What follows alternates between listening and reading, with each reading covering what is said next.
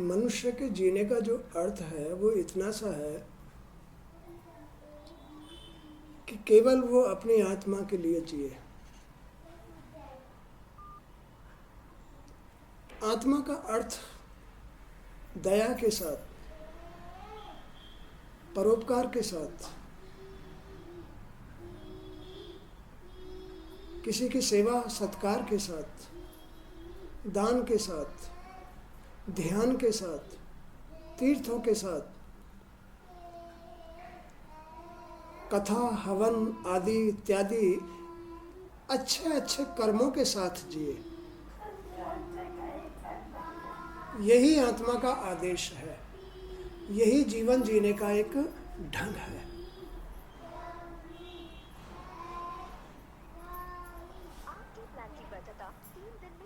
ये जीवन जीने का ढंग है, ये आत्मा के अनुसार जीने का ढंग है। इससे अलग एक कालिया नाग होता है, कालिया नाग जो तुम्हारे मन में कुंडली मार के बैठा हुआ होता है, मन में कुंडली मार के बैठा होता है। वो कौन है? कालिया नाग आत्मा से विमुख 100 सिर वाला जी। इस जी के 100 सिर होते हैं, इस जीव के 100 सिर होते हैं। इसको ही कालिया नाग कहते हैं। आत्मा मनुष्य के अंदर कल्याण का कार्य करती है और ये कालिया नाग जीवन को विषैला बनाता है। ये जो जी है ये जीवन को विषैला बनाता है, कड़वा बनाता है, क्रोधी बनाता है, लोभी बनाता है और नरक में भेजता है। ये कालिया नाग की उपस्थिति का रहस्य है। यानी आत्मा से विमुख होकर के जीना कालिया नाग की तरह जीना होता है, जो तुम्हारे मन में कुंडली मार करके बैठा हुआ होता है। ये तुम्हारा मन ही, सांसारिक मन ही जमना है, सांसारिक मन ही यमुना है, जिसमें कालिया नाग 100 सिर वाला, 100 सिर वाला ये कालिया नाग तुम्हारे मन में कुंडली मार करके तुम्हारे मन के जल को मैला करता रहता है, मन की भावनाओं को मैला करता रहता है, विचारों को मैला करता रहता है, जिनके अनुसार तुम्हें दुख मिलते हैं, अज्ञानता मिलती है, कष्ट मिलते हैं, रोग मिलते हैं, अशांति मिलती है। दया परोपकार परमार्थ ये कुछ नहीं रहता है आदमी के पास।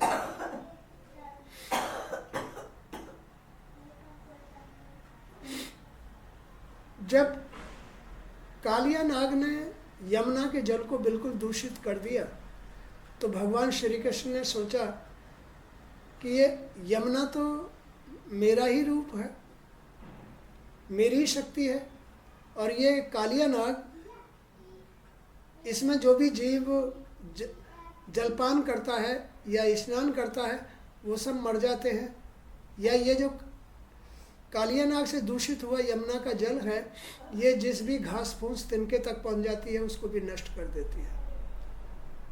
मुझे क्यों ना इनके लिए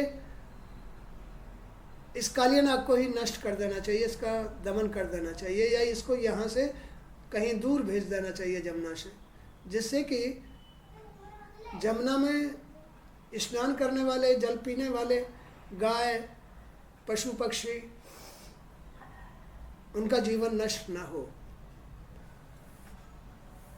तो भगवान ने यमुना में कूद करके, एक गेंद का बहाना लिया, यमुना में कूद करके और नाग को मथने लगे। उस नाग के 100 सिर थे। भगवान श्री कृष्ण के चरणों की धमक से उसका सारा क्रोध समाप्त हो गया। अच्छाई की धमक से, अच्छाई की धमक से।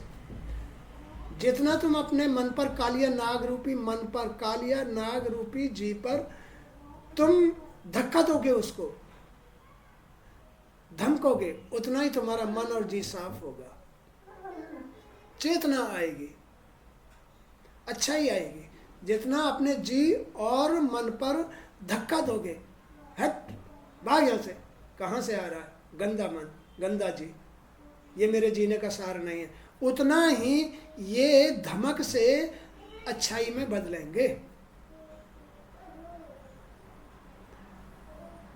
भगवान श्री कृष्ण के चरणों की धमक से उसका सारा क्रोध समाप्त हो गया और भयानक विष बह गया। कहाँ से? मन से और जी से सारा विष, भयानक विष बह गया। उसकी जीवनी शक्ति क्षीण होने लगी थी। वह अपने मुखों और नथनों से रक्त गिराने लगा। भगवान श्री कृष्ण के पैरों की धमक से उसकी चेतना लुप्त होने लगी।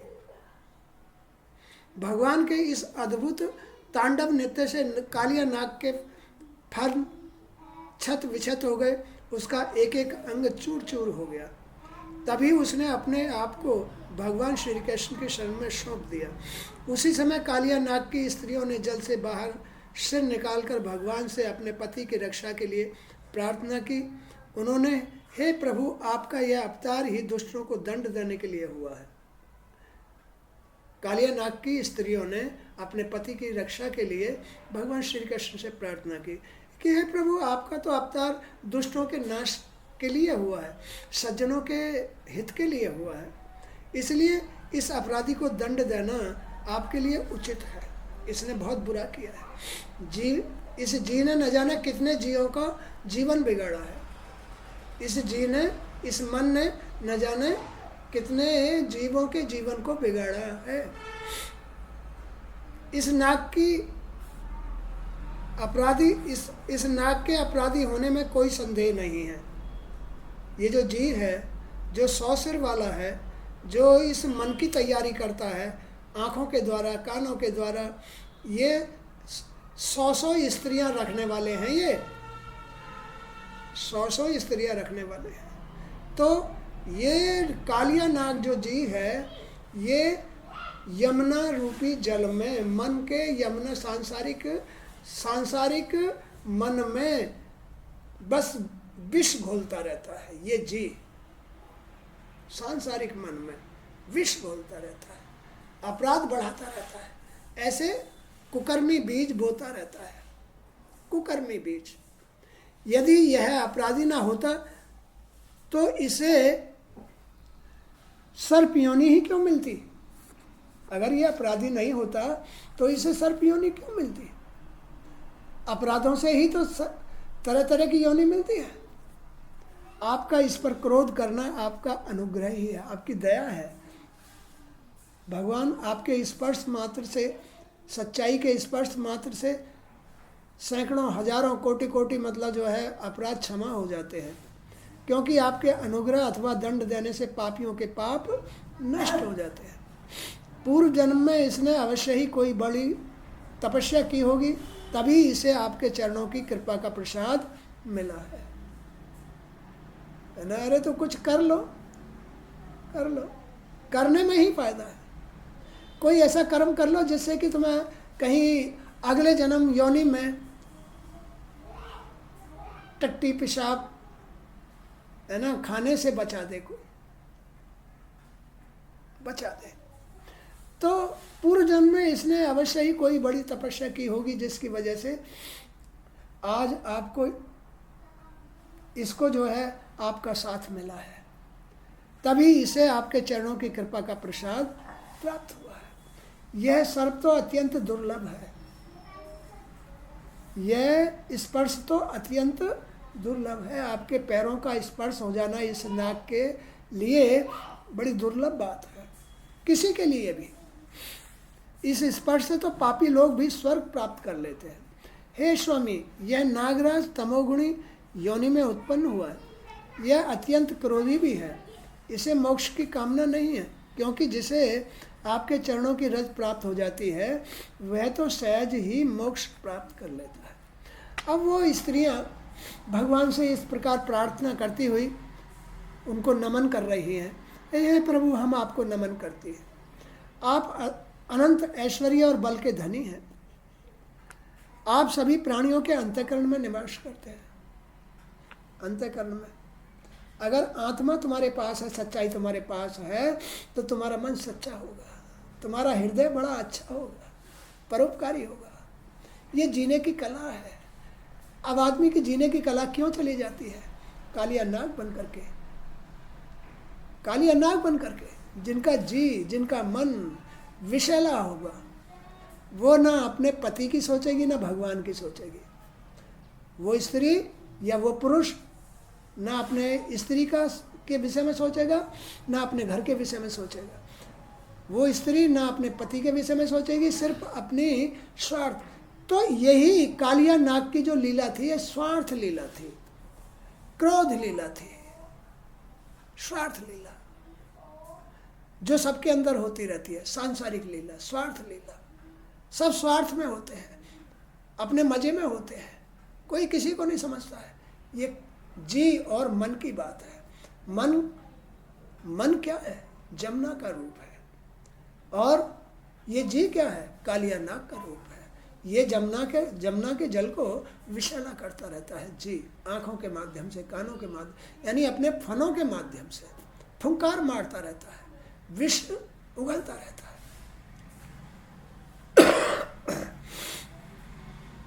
हम आपको नमन करती हैं, आप अनंत ऐश्वर्य और बल के धनी हैं। आप सभी प्राणियों के अंतःकरण में निवास करते हैं आत्मा के रूप में। श्री कृष्ण ही तो ये आत्मा है। इस आत्मा के रूप में वो परमात्मा हर वक्त हर आदमी के अंदर वास करता है। लेकिन इसकी जगह ये कालिया नाग है, फुंकार मारता रहता है, प्राणियों के जीवन को नष्ट करता रहता है। आप अनंत ऐश्वर्य बल के धनी हैं। आप सभी प्राणियों के अंतःकरण में निवास करते हैं। आप प्रकृति से परे परमात्मा हैं। आपकी महिमा अनंत है प्रभु, आपकी महिमा अनंत है। प्राकृतिक गुणों और विकारों से आप अलग हैं। आप ही ब्रह्म हैं। हम आपको नमन करते हैं।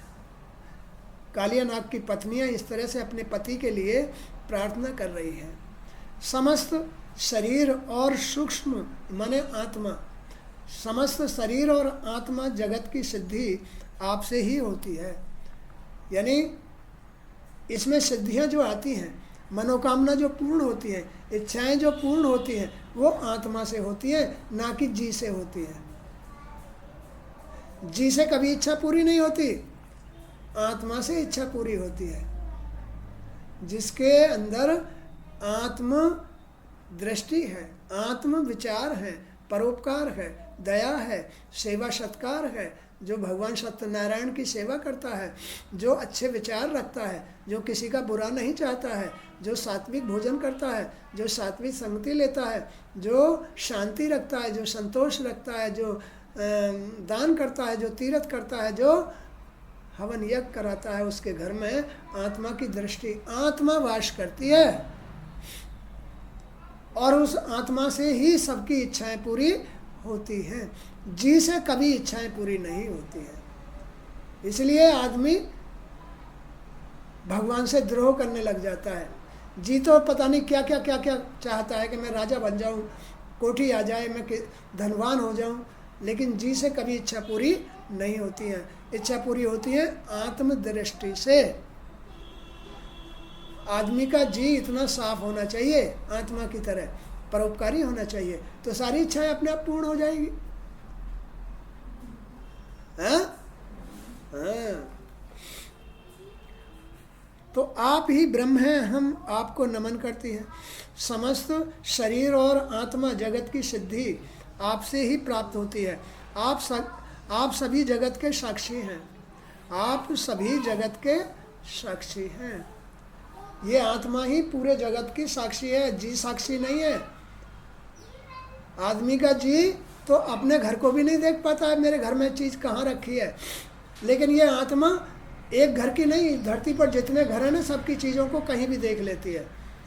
आत्मा जगत की साक्षी है, जी नहीं देख पाता है। आप सभी जगत के साक्षी हैं। आप ही समस्त जीवों के काल हैं। विश्व की उत्पत्ति, स्थिति, प्रलय की लीला करने वाले सर्वव्यापक और अनंत आप ही हैं। आप सत्य संकल्प हैं। हम आपसे प्रार्थना करती हैं कि इस मूड को आप क्षमा कर दीजिए। साधु पुरुष सदा से ही अबलाओं पर दया करते हैं। जो साधु पुरुष होते हैं, जो साधु सदे हुए लोग होते हैं, जो आत्मीय पुरुष होते हैं, वो अबलाओं पर, स्त्रियों पर शुरू से ही दया करते हैं।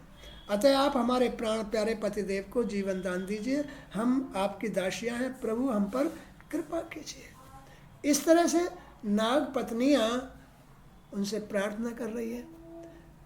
कोई सांसारिक स्त्री जिनके पास जी होता है वो कुछ कर पाती है? अगर पति पर आपत्ति आ जाए, अगर पति बीमार हो जाए तो पत्नी के कहने से क्या वो ठीक हो जाएगा? ठीक हो जाएगा क्या? क्यों? क्योंकि उसके अंदर सांसारिक जी भरा पड़ा है। अब उन पत्नियों को भी आत्मा की प्राप्ति क्यों हुई? क्योंकि वो अपनी आत्मा के साथ रहती थी, आत्मा के सच्चाई के साथ रहती थी। उन्होंने जैसा भी उनको पति मिला था उसे ही परमात्मा का रूप समझ करके उसकी सेवा की उसकी, और भगवान से उसको जीवन दान की भिक्षा में प्राप्त कर लिया। लेकिन आजकल की सांसारिक स्त्रियां अपने आप को ही बचा ले, अपना ही बचता उनसे। उनका जी और इनका मन इतना, यानी जमुना का जल और जो उसकी दृष्टि है कालिया नाग की तरह लहराती है, कालिया नाग की तरह है। बस अपना स्वार्थ सिद्ध हो जाए, भाड़ में जाओ, चाहे पति हो चाहे कोई भी सही। इतनी ही स्वार्थी होती है स्त्री, इतनी स्वार्थी होती है। स्त्री वही होती है जो अपने जल को, अपने मन को साफ करके रखती है और अपने पति के लिए, अपने भाग्य, अपनी आत्मा के लिए परमात्मा से प्रार्थना करती है, प्रभु इस पर भी दया कर दो, इस पर दया कर दो। वो पत्नी कहलाती है। सात्विक स्त्री ही पत्नी कहलाने की अधिकारी। असात्विक स्त्री पत्नी कहलाने की अधिकारी। सात्विक पुरुष की, जो आत्मीय पुरुष होता है, उसकी पत्नी कहलाने की अधिकारी सात्विक स्त्री होती है। असात्विक स्त्री पत्नी कहलाने की अधिकारी नहीं होती है। तो यही बात यहाँ कही है। कालिया नाग की पत्नियों की प्रार्थना पर, कालिया नाग की पत्नियों की प्रार्थना पर, क्योंकि कालिया नाग की जो पत्नियां थी उनके अंदर अपने पति की, अपने माने पति माने भाग्य, आत्मदृष्टि की लहर थी, उपस्थिति थी। तो फिर उन्होंने अपने पति की रक्षा की भीख मांगी। लेकिन जिनकी दृष्टि सांसारिक होती है वो कभी अपने पति की भीख नहीं मांगती हैं। वो तो मर जाएगा, मर जाने दे, मेरे सैकड़ों पति, मैं तो कहीं भी चली जाऊंगी, मेरे बेटा आएंगे, या मर जान दे शौक से। सांसारिक स्त्री, सांसारिक दृष्टि वाली स्त्रियां ये सोचती हैं कि मेरे सैकड़ों पति, मेरे पास तो बेटा आएंगे, मैं तो इन्हें मर जाने दे, इसको भागने दे। लेकिन वो सब कालिया नाग वाली दृष्टि रखने वाली स्त्रियां होती हैं। उन्हें फिर कुछ नहीं मिलता है, वो धोखे में आ जाती हैं। वो स्त्रियां जिनका जी ऐसा होता है, जिनके मन में विष फैला होता है, वो फिर भटकती हैं बाद में कालिया नाग के विष की वजह से। इसलिए उसे उद्धार करना चाहिए, अपने पापों से मुक्त होने के लिए अपनी दृष्टि में परिवर्तन लाना चाहिए। वास्तविक परिवर्तन की वास्तविकता है क्या? मेरा सहारा तो मेरी आत्मा है, मेरा सहारा तो मेरी आत्मा स्वरूप मेरा पति है, आत्मा स्वरूप मेरा पति है, मुझे इसका सहारा रखना चाहिए। मेरा पति ही परमेश्वर है, मेरा भाग्य ही परमेश्वर है, जिसके सहारे से मैं अपना जीवन पार कर सकती हूँ। ना मेरा सहारा ना मेरे बेटे, क्योंकि वो कलयुगी है, क्योंकि वो कलयुगी जी वाले हैं, क्योंकि उनके पास ऐसी पत्नियां नहीं हैं जिनकी दृष्टि में आत्मा हो। इसलिए उसे केवल अपनी आत्मा के साथ ही संबंध रखना चाहिए। वो आत्मा ही उसकी मदद कर सकती है, इस जन्म में या अगले जन्म में, कालिया नाग की तरह। तो कालिया नाग की पत्नियों की प्रार्थना पर भगवान श्री कृष्ण ने दया करके कालिया नाग को छोड़ दिया। जब उसे कुछ चेतना आई तो वह शीश झुकाकर भगवान से बोला, आ जाओ बच्चों, आ जाओ। आइए बैठो।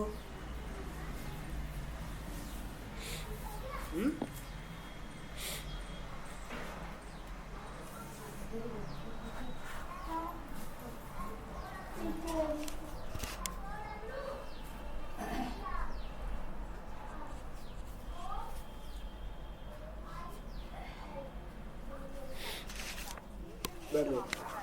बिना रुकावट सेवाओं का आनंद लेने के लिए रिचार्ज करें।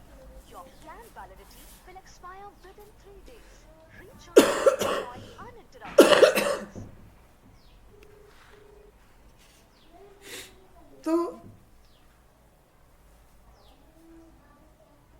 ऐसी पत्नियों के पास में जिनकी दृष्टि सांसारिक होती है, जिनका सांसारिक मन यमुना रूपी जल, जिन स्त्रियों के मन में जो यमुना का जल है वो कालिया नाग की विषैली फुवारों से अगर दूषित रहता है, जी की सबका अपना अपना जीवन है, ये बेटी, ये स्त्री सब अपना अपना जीवन जी रहे हैं, अपनी अपनी दृष्टि से जी रहे हैं, अपने अपने मन से जी रहे हैं। तो अपने अपने जी को देखिए कि वो कालिया नाग की तरह है क्या? कालिया नाग तुम्हारे जमुना रूपी मन को विषैला करता है, तुम्हारी दृष्टि ही तुम्हारे जमुना के जल को, तुम्हारे शरीर के मन को दूषित करती रहती है। ये दृष्टि सांसारिक दृष्टि, लेकिन ये सच्चाई नहीं, ये झूठ है, ये दुख है, ये पाप है। और पाप ही आदमी को डुबाता है, अशांत रखता है, बेचैन रखता है, इच्छाएं पूरी नहीं होने देता। ये पाप, ये सांसारिक दृष्टि, ये जी कालिया नाग जैसी जी, ये यमुना के जल को दूषित रखती है, प्रकृति को दूषित रखती है, जिसकी वजह से प्रकृति अपने दरवाजे बंद कर लेती है। यानी जी कालिया नाग, ये दृष्टि जो आत्मा है, आत्मा से विमुख होकर के जो सांसारिक दृष्टि है, सोच विचार है, ये जब विषैली हो जाती है तो यमुना रूपी जल मन के अंदर दूषित हो जाता है, विषैला हो जाता है, और दोनों बस कालिया नाग इसी जल के अंदर कुंडली मार के बैठ जाता है। यानी वैसी ही भावना, वैसी ही जी विचार, सब कुछ वही चलते रहेंगे, तांता चलता रहेगा। मन इस दृष्टि को अपना भाव देता रहेगा। ये जी रूपी कालिया नाग मन को विष देता रहेगा। बस इनका दोनों का तालमेल चलता रहेगा। इसी स्थिति में कभी भी जी सुखी नहीं हो सकता, कभी भी मन शांत नहीं हो सकता, कभी भी दृष्टि पवित्र नहीं हो सकती। ये अशांत, असंतोषी पोजीशन है। यही है शरीर का, आत्मा का बिगड़ जाना। लेकिन इससे अलग जब आदमी की ये विषैली दृष्टि खत्म हो जाती है, भगवान की शरण में जाकर के, यानी अच्छी बातें अपना करके, अच्छी बातें अपनानी चाहिए। क्या अच्छी बातें? दया, परोपकार, शांति, संतोष, शांति, संतोष, परोपकार, दया, दान, तीर्थ, मंदिर जाना, किसी की मदद करना, बड़ों की सेवा करना, कथा कराना, हवन कराना, ये सब आत्मा का क्षेत्र है। इससे पाप नष्ट होते हैं। जब तक जीव में ऐसी ही प्रवृत्ति नहीं है तो वो आत्मा का साथ नहीं ले पाता है, और आत्मा के साथ के बगैर कभी भी कोई भी इच्छा पूरी नहीं होती है। जब तक आत्मा का साथ नहीं होगा, इच्छा पूरी नहीं होगी। तो अपने ही बोए हुए बीज होते हैं, अपने ही सोच और मन भाव होते हैं, जिनकी वजह से उसकी इच्छा पूरी नहीं होती है। सबकी इच्छा तो उसके अंदर आत्मा पूरी करती है। सबके अंदर उसकी इच्छा उसकी आत्मा पूरी करती है, बगैर आत्मा के कोई भी इच्छा पूरी नहीं कर सकता। तो यहाँ यही बात समझा रहे हैं। कालिया नाग की पत्नियां भगवान से प्रार्थना कर रही हैं।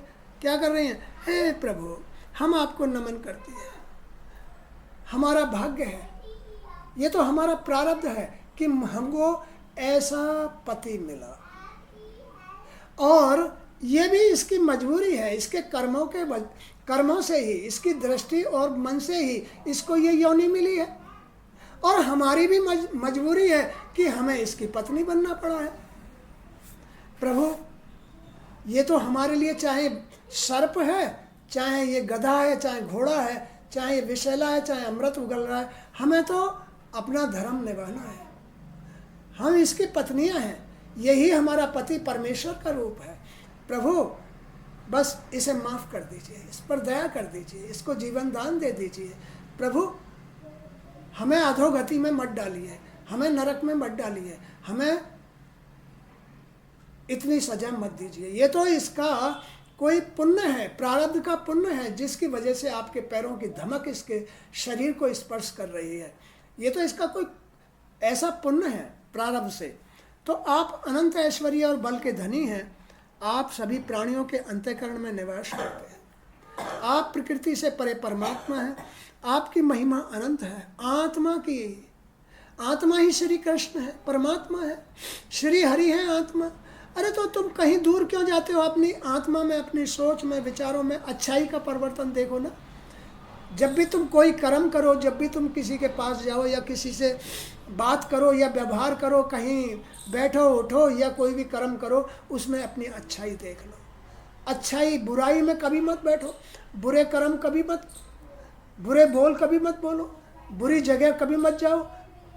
तुम्हारी दृष्टि क्या बोल रही है, तुम्हारी सोच क्या कह रही है, इस बात को जांच लो पहले। अगर वो अच्छा बोल रही है तो तुम आत्मा के साथ हो, अगर वो बुरा बोल रही है तो तुम आत्मा के साथ नहीं, तुम्हारा जी है। तुम बुरी दृष्टि से जब बोलते हो तो अच्छा नहीं बोलोगे, कड़वा बोलोगे, विषैला कालिया नाग की तरह बोलोगे। बोलोगे नहीं बोलोगे? जब तुम्हारी सोच खराब होगी, दृष्टि खराब होगी, कालिया नाग की जैसी होगी, तो तुम कड़वा बोलोगे। जब तुम स्वार्थ में बोलोगे, स्वार्थ में बोलना तो भी कड़वा बोलना। तुम अपने लोभ में या विषैली दृष्टि से, सांसारिक दृष्टि से जब तुम बोलते हो या कोई भी बात करते हो, तो तुम्हारी दृष्टि कालिया नाग जैसी होती है, वो कभी इच्छा पूरी नहीं होने देती है, वो कभी इच्छा पूरी नहीं होने देती है। आत्मा ही सबकी इच्छा पूरी करती है, बगैर आत्मा के कभी किसी की इच्छा पूरी नहीं होती। अच्छाई के बगैर, अच्छा बोलो, अच्छाई से ही तुम्हारी पूर्ति होगी, तुम्हारी गति होगी, तुम्हारे कार्य सिद्ध होंगे, तो तुम्हारी आत्म दृष्टि से होंगे। कालिया दृष्टि से कभी भी काम पूरे नहीं होते हैं। यही बात यहाँ उनकी पत्नियां कह रही हैं कि आप अनंत ऐश्वर्य और बल के धनी हैं प्रभु, आप सभी प्राणियों के अंतःकरण में निवास करते हैं आत्मा रूप में, आप प्रकृति से परे परमात्मा हैं, आपकी महिमा अनंत है, प्राकृतिक गुणों और विकारों से आप अलग हैं। आत्मा तो प्राकृतिक गुणों और विकारों से बिल्कुल अलग रहती है, इसीलिए तो वो भगवान है, इसीलिए तो वो आत्मा है, इसीलिए तो वो परमात्मा है। उसे संसार से कोई लेना देना नहीं है, लेकिन संसार बनाया हुआ उनका ही है, उनकी माया है ये संसार, तो वो इसको चलाने वाले हैं, ना कि इसे भोगने वाले हैं। तो प्राकृतिक गुणों और विकारों से आप अलग हैं, आप ही ब्रह्म हैं, आपको नमन करती है। समस्त शरीर और सूक्ष्म आत्मा की सिद्धि आपसे ही होती है, परमात्मा से ही, आत्मा से ही कार्यों की सिद्धि होती है। इस शरीर को सफल, इस शरीर को मोक्ष आपसे ही मिलता है, सच्चाई से ही मिलता है, पवित्रता से ही मिलता है। बगैर आपकी कृपा के इस शरीर को गति भी नहीं मिलती है, स्वर्ग भी नहीं मिलता, मोक्ष भी नहीं मिलता। ये कालिया नाग इसको बिल्कुल गंदा करके रखता है, जमुना के जल को, जिसको पीने वाला, भोगने वाला कोई भी आदमी मर जाता है। ये जन्म मरण की कहानी है। आप सभी जगत के साक्षी हैं, आप ही समस्त जीवों के काल हैं, विश्व की उत्पत्ति स्थिति प्रलय की लीला करने वाले सर्वव्यापक और अनंत आप ही है। सबके घरों में लीला करने वाले यही सर्वव्यापक आत्मा स्वरूप परमात्मा है। क्या लीला करते हैं? जब वो आत्मा में होते हैं तो कोई लीला नहीं करते। ये लीला तो जब करते हैं जब जी और मन, जी कालिया नाग बन जाता है और मन जमुना बन जाती है, तब आत्मा लीला करती है। और जब जिसका जी आत्म स्वरूप होता है, जिसका मन गंगा जी होता है, वहाँ फिर कोई भी लीला नहीं होती है। शांत संतोष जीवन होता है और बड़े सुख के साथ आनंद के साथ आदमी जीवन व्यतीत करता है। लेकिन ये तो कालिया नाग और यमुना की बात है। यमुना सांसारिक, यमुना जी संसार में सांसारिक तरीके से बह रही है, गंगा जी परोपकार के रूप में बह रही है। तो जी यमुना जी ने यमुना जी को ही क्यों पकड़ा? यमुना जी में ही क्यों मतलब अपना कुंडली मार के बैठा? गंगा जी में क्यों नहीं बैठा? क्योंकि उसमें पवित्रता है। वो तो गंगा तो नारायण की है, वो तो नारायण के चरणों से निकली है। और ये जमुना किसके चरणों से निकली है? सूर्य नारायण के चरणों से। सांसारिक सूर्य के चरणों से ये यमुना निकली है, हा? तो ये कालिया नाग है क्या? उस आत्मा का ही सांसारिक रूप है। और ये यमुना क्या है? ये बस उन्हीं नारायणों के जो सूर्य अवतार हैं उनके चरणों का सांसारिक रूप है। तो ये जो जी है इस यमुना में कुंडली मार के इसलिए बैठता है कि इसका यमुना में ही अधिकार है, यानी संसार को दूषित बनाए रखना, तमोगुणी बनाए रखना, रजोगुणी बनाए रखना, अशांत बनाए रखना, क्रोधी बनाए रखना, लोभी बनाए रखना। ये अपने विषय फंकार मारता रहता है और जीवन बिगाड़ता रहता है, यानी शांति संतोष दया धर्म नहीं रहने देता है। ये विषैला नाग। तो कालिया नाग की पत्नियों की प्रार्थना पर भगवान श्री कृष्ण ने दया करके कालिया नाग को छोड़ दिया।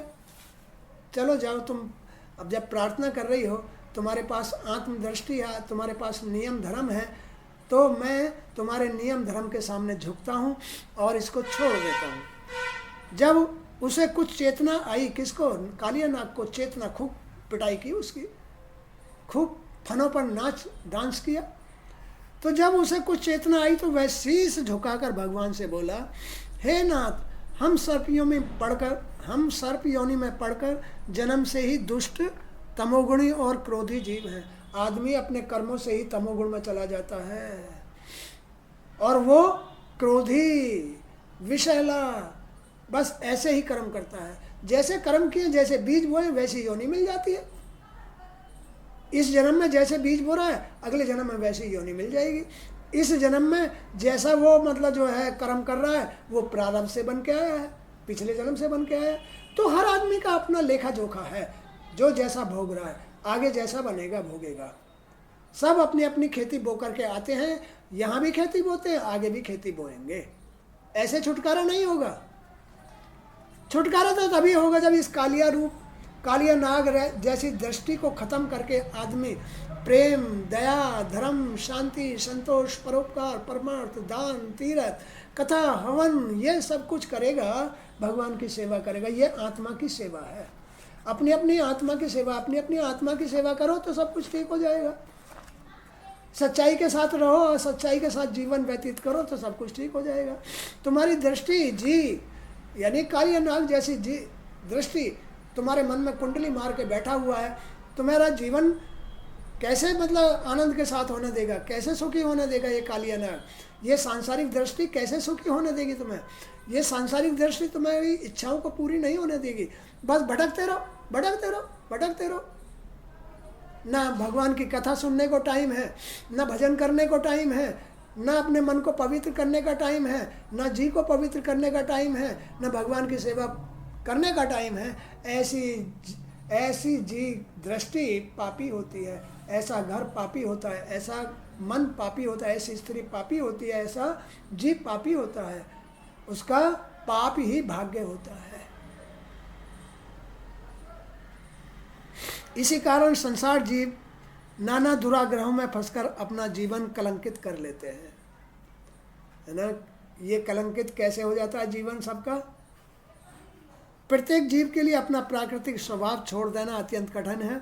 इसी कारण संसार के जीव नाना दुराग्रहों में फंसकर अपना जीवन कलंकित कर लेते हैं, अपना अपना जीवन कलंकित कर लेते हैं, विषैली दृष्टि से, विषैले विचारों से, बुरे विचारों से, किसी से क्रोध करके, किसी से लोभ में फंस के, किसी से स्वार्थ में फंस के। ये संसार स्वार्थ का है, स्वार्थ में फंसा रहता है, बस अपना जीवन कलंकित कर लेता है, अपना जीवन ही कलंकित कर लेता है। आपने ही गुणों के भेद से इस जगत में नाना प्रकार के स्वभाव, वीर्य, बल, योनि, बीज, चित्त और आकृतियों का निर्माण किया है। हम सर्प भी आपकी सृष्टि के एक क्षुद्र अंश हैं। हम जन्म से ही क्रोधी और स्वभाव के होते हैं। माया के चक्र में पड़कर हम मोहित हो जाते हैं और अच्छे बुरे का भेद नहीं कर पाते हैं। हे दीनानाथ, आप सर्वज्ञ हैं और संपूर्ण जगत के स्वामी हैं। हमारा स्वभाव भी आपके द्वारा ही निर्मित हुआ है। ये आत्मा ही स्वभाव को निर्मित करती है। आप अपनी इच्छा से जैसा भी उचित समझे करें, हमें दंड दें अथवा कृपा करके छोड़ दें। तो ये आत्मा है, श्री कृष्ण सबकी आत्मा है, जगत की आत्मा है, पूरे संसार की, शरीर की आत्मा है, घर गृहस्थी की आत्मा है। लेकिन भैया रे, उसके ही नियम के अनुसार चलो तो तुम्हारी आत्मा तुम्हारा साथ देगी, तुम्हारी इच्छाएं पूरी करेगी। ये दृष्टि, ये जी कालिया नाग कभी भी तुम्हारी इच्छाओं को पूरी नहीं कर सकता, भटकाता है। तो शुद्ध जीवन जीने के लिए अपने भगवान के साथ जीवन जीना चाहिए। सांसारिक दृष्टि के साथ जीवन जीने से तो यही है ना, विषैली फुफकारें मिलती हैं।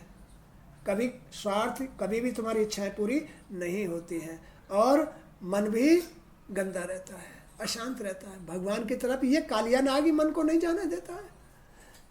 क्यों? क्योंकि वो विष डाल रहा है, भेद डाल रहा है। ये जी डालता है मन के अंदर भेद, मन के अंदर अपना ही जी भेद डाल देता है। नहीं, भगवान के कुछ नहीं रखा भगवान में। क्यों? क्योंकि उसका स्थान चल जाएगा जी का, सांसारिक जी है। तो इस तरह से अपने घर गृहस्थी के जीवन को सुचारू सही ढंग में चलाने के लिए आत्मा का साथ लेके, सच्चाई का साथ लेके जीवन जीना चाहिए। अपना मेहनत करो, अपने घर को जो भी तुमने संसार बना लिया है उसे पालो पलोसो, है ना। उनको सच्चाई सिखाओ, सच्चाई के साथ जोड़ो, उनको आत्मा के साथ जोड़ो, कुकर्मों से बचाओ। तो तुम्हारा जीवन, तुम्हारा घर, तुम्हारी गृहस्थी अपने आप ऊपर उठ जाएगी। आत्मा का साथ मिलने की ज़रूरत होती है। आत्मा का साथ मिला नहीं कि सब कुछ ठीक हो जाता है। आज का सत्संग यहीं तक। जय श्री कृष्ण।